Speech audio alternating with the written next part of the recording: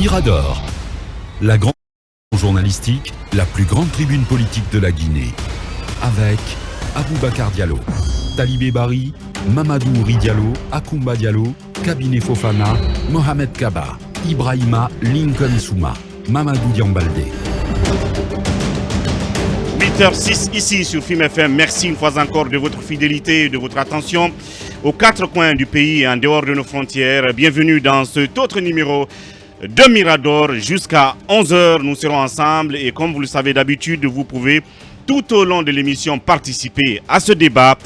Plusieurs sujets sur la table et ceci, comment la Guinée a-t-elle été peuplée?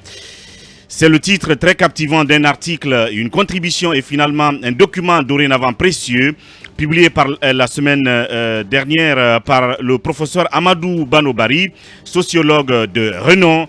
L'ancien ministre guinéen de l'Éducation nationale et de l'alphabétisation y est formel. Après un travail patient de recherche qui l'a amené d'abord à un constat partagé par plusieurs spécialistes, l'auteur déclare, nous citons, pour l'essentiel, les populations de la Guinée sont originaires du Sahel et ces populations sont arrivées sur le territoire guinéen par vagues successives au cours des siècles, écrit Dr Alpha Amadou Bano Bari, qui ajoute, citation, la première conséquence de cette conclusion est simple, nous sommes tous des étrangers à part égale dans les pays dans lesquels nous vivons présentement, les premiers comme les derniers arrivés, tranche-t-il. Alors, que peut-on retenir de l'histoire migratoire des populations qui habitent présentement la Guinée? Pourquoi avoir pris la résolution d'aborder un thème aussi sensible que l'histoire du peuplement de la Guinée? D'importantes questions et d'autres que Mirador soumettra à son invité prestige, professeur Amadou Bano Bari, enseignant-chercheur guinéen qui n'est plus à présenter. Et puis la Guinée, après deux pèlerinages manqués en 2020 et 2021 à cause de la pandémie de Covid-19, a été autorisée cette année à envoyer plus de 4000 personnes au lieu saint de l'islam. Le secrétariat général des affaires religieuses, organisateur de ce voyage, au titre du 5e pilier de la religion musulmane, a annoncé la semaine dernière le début de la vaccination des candidats pèlerins. Mais comme à chaque exercice, les difficultés d'organisation matérielle de ce voyage ne sont pas à écarter. En effet, le constat révèle que l'organisation du Hajj par la Guinée constitue une tradition de calvaire pour ces pèlerins. Alors, quelles sont les sources de défaillance du dispositif organisationnel de ce voyage? Quelles pistes de réflexion pourraient-elles aider à améliorer le Hajj des Guinéens? Vous suivrez le dossier préparé à cet effet par Akoumba Diallo, notre enquêteur en chef.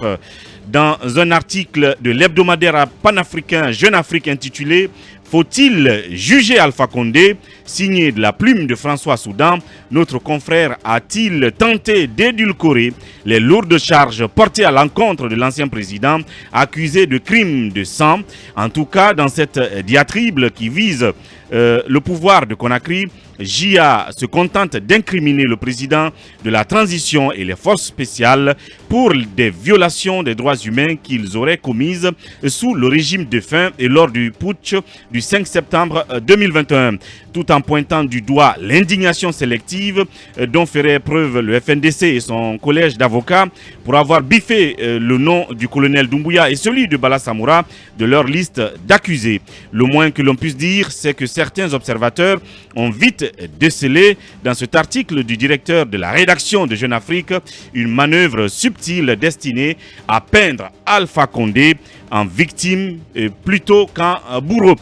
Mirador et ses chroniqueurs livreront leur compréhension de l'exercice auquel s'est attelé l'hebdomadaire panafricain. Autrement, nous aurons un peu le fact-checking de Mamadou Diambaldé là-dessus. C'est donc la quintessence de notre menu. Une fois encore, bienvenue. Ensemble, on va larguer les amarres.